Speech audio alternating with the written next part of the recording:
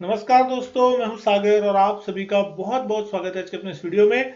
आज इस वीडियो में हम बात करने वाले हैं एचडीएफसी बैंक के स्टॉक के बारे में, जहां पे कहीं ना कहीं इन्वेस्टर्स जो है वो आज के एनालिस्ट डे की मीटिंग के आउटकम के इंतजार में बैठे हैं कि आखिर क्या आउटकम निकल के आ रहा है, ऐसी क्या चीजें हैं जो कल कहीं ना कहीं स्टॉक के प्राइस को इफेक्ट कर सकती है। तो यहाँ पे अगर हम बात करने वाले हैं तो कुछ खबर निकल के आती हुई दिखाई दे रही है, जिसको यहाँ पे हम डिस्कस करने वाले हैं। तो खबर को पूरा ध्यान से समझने की कोशिश कीजिएगा कि क्या चीजें यहाँ पे बात की गई है। तो सबसे पहले अगर हम बात करें तो बैंक के एमडी जो मिस्टर शशिधर जगदीशन है, उनकी तरफ से यहाँ पे क्या क्या कहा गया है, बात को एक एक करके समझने की कोशिश करेंगे।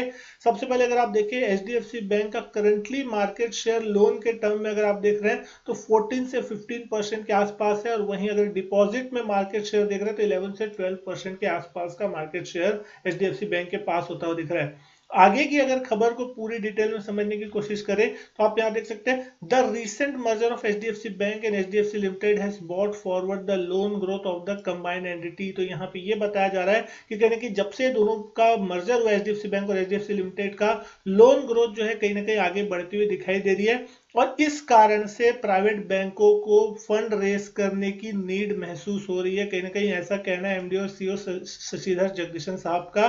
साथ ही साथ अगर आप कहीं ना कहीं इसकी पूरी खबर को देखें तो यहाँ ये भी बताया जा रहा है कि बैंक का जो डिपॉजिट ग्रोथ है वो लोन ग्रोथ से मैच नहीं करता ओवरनाइट कहीं ना कहीं, और इसके लिए आपको कहीं ना कहीं आसान रास्ता, इतना आसान नहीं होगा। पहले से जो लोन ग्रोथ है कंपनी ने इसको बढ़ा दिया है। यहाँ पे कहीं ना कहीं बैंक का कहना है कि बैंक ने पहले ही अपनी लोन ग्रोथ को बढ़ा दिया है, और साथ ही साथ अब स्थायी फंडिंग जुटाने का भी एक समय यहाँ पे आता हुआ कहीं ना कहीं दिखाई दे रहा है, क्योंकि बॉन्ड जो है उनकी मैच्योरिटी होगी तो वो कुछ एक विकल्प के तौर पे देखा जा जरूर सकता है, लेकिन कहीं ना कहीं बैंक को लोन और डिपॉजिट दोनों को हिस्से को मिलान करने में कहीं ना कहीं यहाँ पे काम करना होगा, वो चीज बहुत इंपॉर्टेंट होगी। साथ ही साथ बैंक का ये मानना है कि बैंक का एम जो है वो यहाँ पे फाइनेंशियल स्टेबिलिटी और कंटिन्यूटी, यहाँ पे जो प्रॉफिटेबल ग्रोथ है उसको रखने में होगा। यानी कि कहने के फाइनेंशियल स्टेबिलिटी का मतलब आप ये समझ सकते हैं कि एनपीए को कंट्रोल में करना ये बहुत इंपॉर्टेंट चीज होगी। साथ ही साथ फाइनेंशियल प्रॉफिटेबल ग्रोथ, मतलब जिस तरीके से कंपनी की प्रॉफिटेबल ग्रोथ आज तक चलती हुई आ रही है उसको कंटिन्यू करने में इसको यहाँ पे कंपनी का एम रहेगा। साथ ही साथ अगर हम यहाँ पे बात कर रहे हैं तो जो चीजें निकल के आ रही है, the bank has 14 to 15% market share in loans and 11 to 12% market share in deposit. यहाँ पे after the merger HDFC bank got access to a large loan book from its financial arm. तो कहीं ना कहीं एचडीएफसी लिमिटेड से large जो है home finance का जो लोन बुक है वो मिला है कहीं ना कहीं एचडीएफसी बैंक को। In comparison bank has a smaller deposit book. अगर साथ ही साथ अगर हम बात करें जो भी क्वार्टर थ्री के नतीजे आए थे, जिसमें सबसे बड़ा प्रॉब्लम देखने को मिला जिसके कारण स्टॉक क्रैश होता दिखाई दिया था, loan to deposit ratio LDR, जो कि शूट अप होके 110% हो गया था Q3 के FY24 में, as compare to 85% before the merger. तो मर्जर से पहले ये जो एलडीआर था वो 85% के आसपास था, लेकिन कहीं ना कहीं 110% हो गया मर्जर के बाद। तो ये चीज कहीं ना कहीं कंसर्न निकल के आती हुई दिखाई दे, और अगर हायर एलडीआर होगा तो फिर कहीं ना कहीं डिपॉजिट का भी प्रॉब्लम आता हुआ दिखाई दे, तो डिपॉजिट बढ़ाना पड़ेगा।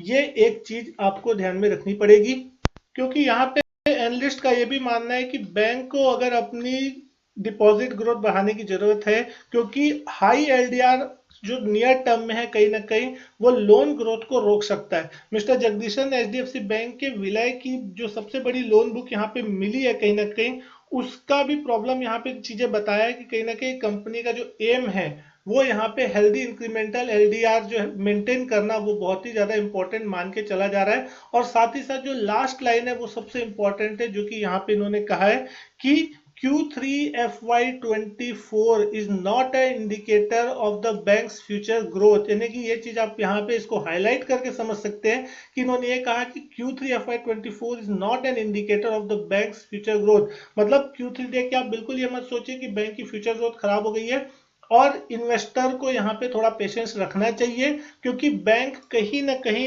आने वाले जो तिमाहियों में कैसे यहाँ पे जो जमा डिपॉजिट है उससे रिलेटेड काम करता है, ये सारी चीज देखने वाली होगी। तो बहुत इंपॉर्टेंट लाइन से कहीं ना कहीं मतलब Q3 FY24 में एलडीआर बढ़ा है तो कहीं ना कहीं थोड़े नतीजों में हल्का इंपैक्ट देखने मिला, लेकिन उससे फ्यूचर ग्रोथ पे उतना इंपैक्ट नहीं पड़ेगा, ये सीधा सीधा हम इसका डिसीजन निकाल सकते हैं। लेकिन स्टॉक प्राइस के लिहाज से इसका कल क्या इंपैक्ट देखने को मिल सकता है, तो कहीं ना कहीं यहाँ पे भी इतनी खबर आती हुई दिखाई दे रही है। तो 1417 के आसपास स्टॉक है और कहीं ना कहीं कोई ऐसी बुरी चीजें तो फिलहाल मुझे दिखाई नहीं दे रही, लेकिन अब देखना वाली बात ये होगी कि और इन डेप्थ मार्केट कितनी चीजें समझने की कोशिश करता है, क्योंकि मार्केट का कुछ कहा नहीं जा सकता। अच्छी से अच्छी बातों में बुरी चीजें खोज लेता है और बुरी से बुरी बातों में अच्छी चीजें भी मार्केट कहीं ना कहीं खोज लेता है। तो अब देखने वाली चीज यही होगी कि क्या यहाँ पे मार्केट इन बातों को किस तरीके से लेता है एनालिस्ट मीटिंग की। और यहाँ पे अगर आप देख रहे हैं तो 1417 के आसपास की क्लोजिंग कहीं ना कहीं आती हुई दिखाई दी है। कल के दिन की अगर हम यहाँ पे बात कर रहे हैं तो स्टॉक के लिहाज से कल का दिन इंपॉर्टेंट हो सकता है, क्योंकि कहीं ना कहीं आज के दिन की उम्मीद थी, लेकिन आज ये सारी चीजें फिलहाल तो होती हुई नहीं दिखाई दी। स्टॉक प्राइस भी अगर आप देख रहे हैं यहाँ पे लगभग लगभग चलता हुआ दिखाई दे रहा है 1417 के आसपास का। कल के दिन 1380 का लेवल जो है क्लोजिंग बेसिस पे मैं बात कर रहा हूँ, वो एक मेक और ब्रेक लेवल हो सकता है। अगर उसके नीचे आता है तो कहीं ना कहीं स्टॉक में थोड़ी गिरावट और गहरा सकती है और कहीं ना कहीं अपसाइड में 1470 1480 एक रेंज है जहां तक एक बार जाने की स्टॉक कोशिश कर सकता है। अब देखने वाली बात होगी कि क्या ये स्टॉक एक बार 1470 1480 की रेंज पहले पकड़ता है या फिर एक बार 1370 1380 की रेंज पहले पकड़ता है। लेकिन कहीं ना कहीं यहां से ज्यादा कुछ खोने के लिए नहीं, क्योंकि कहीं ना कहीं बैंक, दोस्तों आप एक चीज समझ के चलिए, बैंक ऐसा कुछ नहीं है कि बैंक चला जाएगा या कुछ हो जाएगा।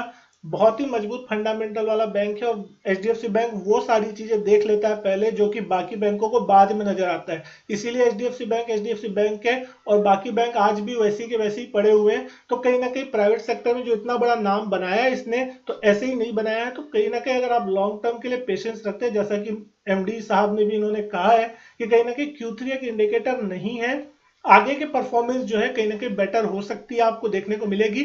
और वो एक मेरे को लाइन अच्छी लगी जो कि मैं अपने तरफ से कोशिश कर रहा हूं समझने की। अब देखना होगा कल किस तरीके का इंपैक्ट जो स्टॉक प्राइस पे देखने मिलता है। आप भी कमेंट करके जरूर बताइएगा किस तरीके का लगता है कि कल क्या इंपैक्ट स्टॉक प्राइस पे देखने को मिलेगा। उम्मीद करता हूँ वीडियो पसंद आई होगी। वीडियो अच्छी लगे तो लाइक करें, शेयर करें, चैनल नहीं किया सब्सक्राइब तो चैनल सब्सक्राइब जरूर करें। मैं आपसे मिलता हूँ अपने नेक्स्ट वीडियो में, तब तक के लिए goodbye and thank you.